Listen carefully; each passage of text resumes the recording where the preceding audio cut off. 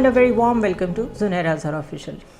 Pairs Bloomberg economics में Monday को एक खबर शाया हुई है कि Pakistan likely to Dodge default in next 6 months but troubles are not over, कि हम किसी तरह अगर डिफ़ॉल्ट से बच भी जाते हैं अगले 6 माह में तो उससे हमारे मसले ख़त्म नहीं होंगे. उसकी वजह यह है कि पूरी दुनिया जानती है कि इस वक्त हमारे जो फॉरेन रिज़र्व्स हैं वो बुरी तरह डिप्लीट कर रहे हैं.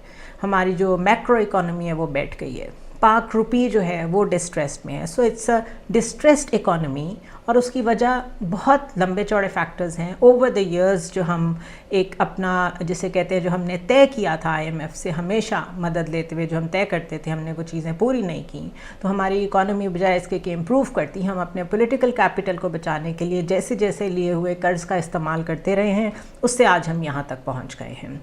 लिहाजा आम अल्फाज में अगर ये जो ब्लूमबर्ग की ख़बर है इसको समझने की कोशिश की जाए तो वो ये है कि IMF का जो पैकेज हमें अभी मिलेगा वो तकरीबन $2.6 अरब है. इस पैकेज से जो फिस्कल ईयर 2023 में ख़त्म होगा जून में, तब तक के मसाइल तो किसी न किसी तरह हल हो जाएंगे. लेकिन जो इन्वेस्टर है, जो सरमायाकार है, उसकी नज़र है 2023 से लेके 2024 तक का जो फिस्कल ईयर है उसमें वाजिबुल अदा एक बड़े कर्ज़ की जो डॉलर्स में पे करना है. एंड लुकिंग एट दैट, क्योंकि जो इन्वेस्टर होता है या जो सरमायाकार होता है वो हमेशा आगे की चीज़ें देख के, वो आगे की पल्स देख के अपनी चीज़ें प्लान करता है. और क्योंकि उन्हें नज़र आ रहा है कि ये इतना बड़ा डॉलर में पे करने वाला एक पेंडिंग बिल आ रहा है तो वो अभी से बॉन्ड्स की कीमतें बहुत कम लगा रहे हैं. ये ज़्यादा बड़ा चैलेंज है. इसलिए वो जो कहा जाता है कि सरमायाकारों को कॉन्फिडेंस देना है, इन्वेस्टर को बूस्ट करना है, उसको विन करना है, इनेबलिंग एनवायरनमेंट देना है, वो सारी बातें इसलिए की जाती हैं ताकि सरमायाकार इन्वेस्ट करते हुए, बॉन्ड्स की प्राइसिंग करते हुए, कीमत लगाते हुए ये चीज़ें जहन में रखे कि ये मुल्क लॉन्ग टर्म में हमारे लिए फ़ायदेमंद है. अब क्योंकि वो नहीं है तो इससे मसला ये होगा कि IMF का जो कर्ज़ा हमें मिलेगा 2.6 अरब, उससे जो बाकी लेंडर कंट्रीज़ और ममालिक जो हमें कर्ज़ देते हैं और वर्ल्ड बैंक वो भी हमें कुछ ना कुछ जो पैसे देंगे तो मिला के तकरीबन वर्ल्ड बैंक की तरफ से 1.7 अरब डॉलर बनते हैं. और अगर लेंडर कंट्रीज़ सारे जो हमारे दोस्त ममालिक हैं वो सारे देते हैं तो वो 5 अरब डॉलर बनता है. ये सारे फ़ंड्स जो हैं ये 5.9 अरब डॉलर कर्ज़ की अदायगियों में और जून 2023 में ख़त्म होने वाले फ़िस्कल ईयर के करंट अकाउंट के खसारे से निपटने में ख़त्म हो जाएंगे. यानी इस वक्त हमें IMF से जो पैसे आएंगे और उसकी वजह से, उस कॉन्फिडेंस की वजह से जो दोस्त ममालिक हमें हेल्प करेंगे और वर्ल्ड बैंक हमें हेल्प करेगा, वो सब मिला के हम डेट सर्विसिंग वगैरह फ़िस्कल ईयर 2023 तक की तो कर लेंगे. उसके बाद क्या होगा उसकी प्लानिंग हमें अभी तक नहीं मालूम. और वो यकीनन इसलिए नहीं मालूम कि हम लोग पहले से प्लानिंग तो करते नहीं हैं. सो डेस्परेट नीड्स और डेस्परेट मेजर्स के तौर पे इस वक्त हम फ़ौरन IMF के पीछे पीछे तो फिर रहे हैं. पैसे तो ले लेंगे लेकिन ये याद रखें कि उससे सिर्फ कर्ज़ों की अदायगियाँ होंगी और जो आपका करंट अकाउंट डेफिसिट है उसको किसी ना किसी तरह निपटने में हमें हेल्प मिल जाएगी, लेकिन उससे मसले हल नहीं होंगे. यानी कि अगर आम आदमी ये समझता है, मैं ये समझती हूँ कि यहाँ पर कोई चीज़ें सस्ती हो जाएंगी, कोई ज़िंदगी आसान हो जाएगी, ऑयल की प्राइस में फ़र्क पड़ जाएगा क्योंकि दुनिया में भी फ़र्क पड़ रहा है, इसी तरह कोई एम्प्लॉयमेंट जनरेट होना शुरू हो जाएगी, जो लोग फैक्ट्रीज़ बंद कर रहे हैं वो दोबारा खोल सकेंगे, ये नज़र नहीं आता. इसलिए ब्लूमबर्ग की जो ख़बर है वो ये कहती है कि Pakistan likely to Dodge default in next 6 months but troubles are not over. इसके अलावा स्टेट बैंक ऑफ पाकिस्तान ने कंफर्म किया है कि हमने $1.2 बिलियन जो हैं वो UAE को वापस किए हैं. अब यहाँ पर आप ये समझने की कोशिश करें कि इस वक्त हम बहुत सुन रहे हैं कि सऊदी अरेबिया बहुत पाकिस्तान में इन्वेस्टमेंट को बहुत गौर कर रहा है. उस पर उन्होंने अपने जो उनका कमीशन है जो देखता है इन चीज़ों को, उनको कहा है मोहम्मद बिन सलमान ने कि आप देखेंगे हम पाकिस्तान में इन्वेस्टमेंट कैसे बढ़ा सकते हैं.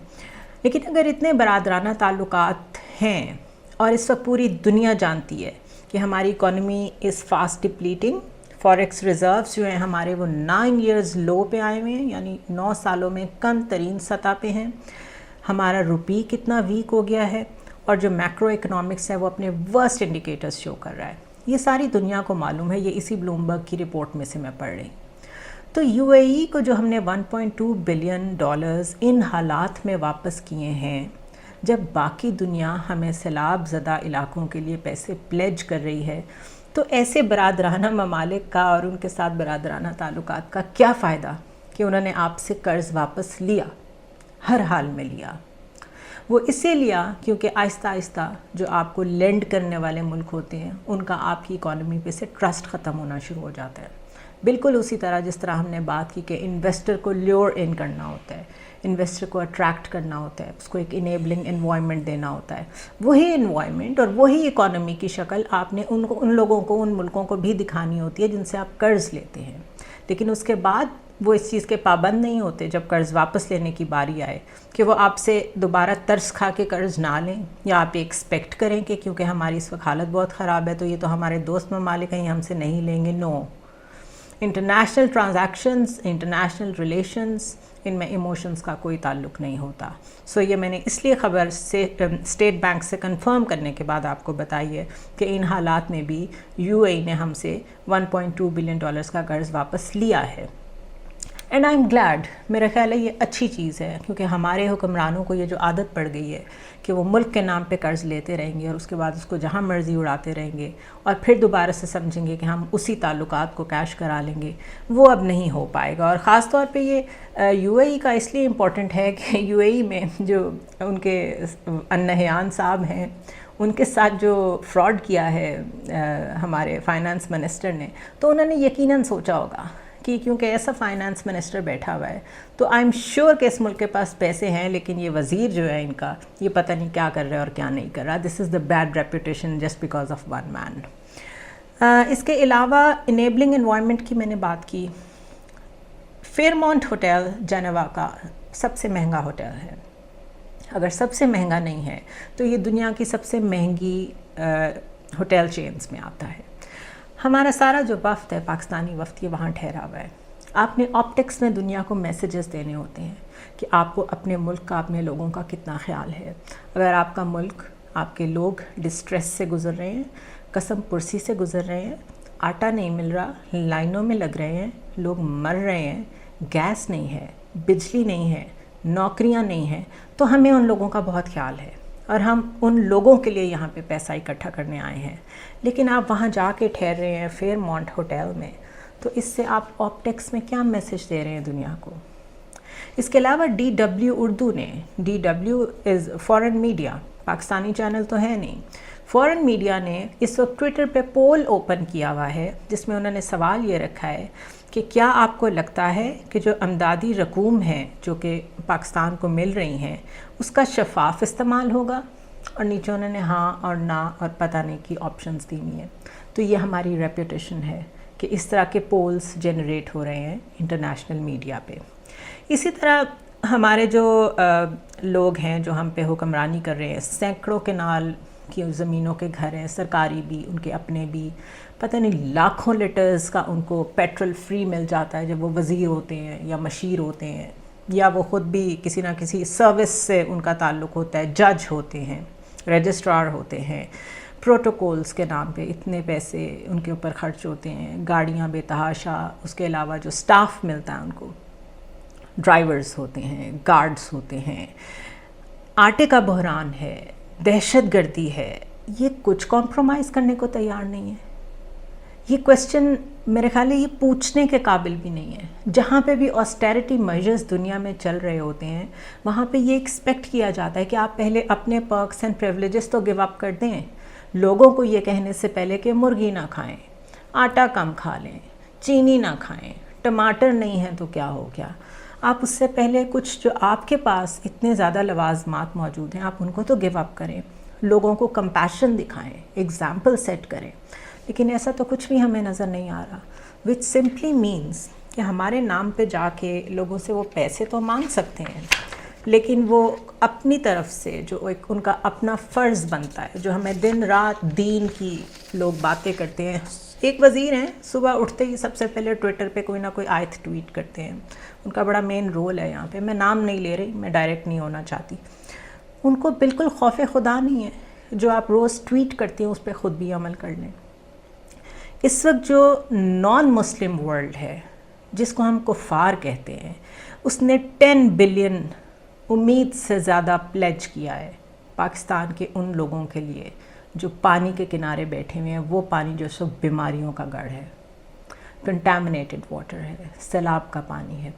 اور یونیسیف نے جو صرف بچوں کی تعداد بتائی ہے وہ 4 million children living near contaminated water. کیسی کیسی بیماریاں وہاں پھیلی ہوئی ہیں. صرف ایک ٹینٹ ان کے سر پہ ہے، کئیوں کو وہ بھی نہیں ملا ہوا.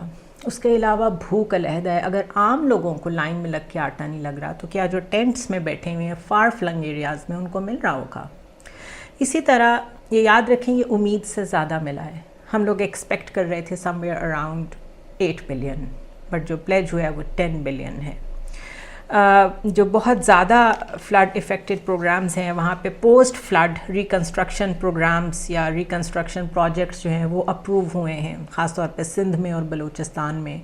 اب یہ کون مانیٹر کرے گا کہ یہ ریکنسٹرکشن ہوتی ہے کہ نہیں ہوتی؟ سندھ اور بلوچستان میں تو ویسے ہی بہت غربت ہے، اور ادھر تو صرف ہمارے لیڈر پیسہ بنانے جاتے ہیں. پارٹیوں میں بندر بانٹ بھی یہی ہو رہی ہے. ابھی بھی پولیٹیکل انجینئرنگ ہو رہی ہے. کوئی کہیں جا کے مل رہا ہے، کوئی پارٹی جوائن کر رہا ہے. دنیا ہماری ہیلپ کر رہی ہے اور ہماری حرکتیں دیکھیں. سو دس از مائنڈ باگلنگ. کئی دفعہ ذہن کام نہیں کرتا کہ ہم کہاں رہ رہے ہیں. اسی طرح یہ جو انیبلنگ انوائرمنٹ کی میں نے آپ کو بات کی تھی، اس انوائرمنٹ کا حال یہ ہے کہ کل پنجاب کا جو ایک بہت بڑا مسئلہ ہے، کیونکہ تخت لاہور جو ہے وہ جس کے باعث ہوتا ہے وہ پورا پاکستان کنٹرول کرتا ہے. تو رانا ثناء اللہ جو ویسے تو انٹیریئر منسٹر ہیں، وہ فیڈرل منسٹر ہیں، وہ پنجاب آ کے بیٹھے ہوئے ہیں، اسمبلی میں بیٹھے ہوتے ہیں، اور جو نعرے بازی اور جو ایک دوسرے کے اوپر سیاسی دھونس جمانے کے لیے ہم منظر دیکھتے ہیں اسمبلی میں، وہاں پتہ چل جاتا ہے کہ لوگوں کے مسائل کتنے ڈسکس ہو رہے ہیں. کل پھر ہیئرنگ ہے، وہ جو ڈی نوٹیفیکیشن گورنر کی طرف سے وزیر اعلیٰ کی ہوئی تھی، اور اس میں جو انڈرٹیکنگ لی تھی عدالت نے کہ آپ اسمبلیز نہیں ڈیزالو کریں گے، پرویز الہی سے کہا تھا. کل وہ ہیئرنگ ہے. لیٹس سی اس کا فیوچر کیا ہوتا ہے. لیکن وہی سلیمان شہباز کی جہانگیر ترین سے ملاقات، پرویز الہی کی ٹرپل ٹریک رادر ان کی جو پالیٹکس ہیں وہ جاری ہیں. عمران خان اس وقت خود کیونکہ وکٹم ہیں تو ان کو جو مناسب لگ رہا ہے وہ کر رہے ہیں. وہ اس وقت سروائیول موڈ میں ہیں، صرف سروائیو کرنا چاہتے ہیں، اور اگر سروائیو کر جائیں تو بڑی بات ہے، کیونکہ it's all versus one at the moment. کہنے کا مقصد صرف یہ ہے کہ سیاست تو ہوتی رہے گی، ریاست بھی بچی ہوئی ہے، لیکن انسانیت کدھر ہے؟ جب آپ کو فورن ورلڈ، یورپ، ویسٹ، اس کو آپ ہر وقت اتنا برا بھلا کہتے ہیں کیونکہ وہ آپ کے ہم مذہب نہیں ہیں، صرف اس بنیاد پہ جو آپ کے اندر ان کے لیے ایک بہت گرج ہے، وہ آپ کی ہیلپ کر رہے ہیں. آپ ہیلپ لینے کو تیار ہیں، آپ ان سے لرن کرنے کو کچھ تیار نہیں ہیں. سو دس از اٹ فار ٹوڈے. اب کل جو ہوگا پنجاب کی سیاست میں وہ ہمارے سامنے ہے. عدالتیں پھر اپنا ایک نیا روپ دکھائیں گی. پتہ چل جائے گا کہ ہوا کدھر سے چل رہی ہے اور اس کا زور کس پہ چل رہا ہے. Let's see. I'll see you tomorrow.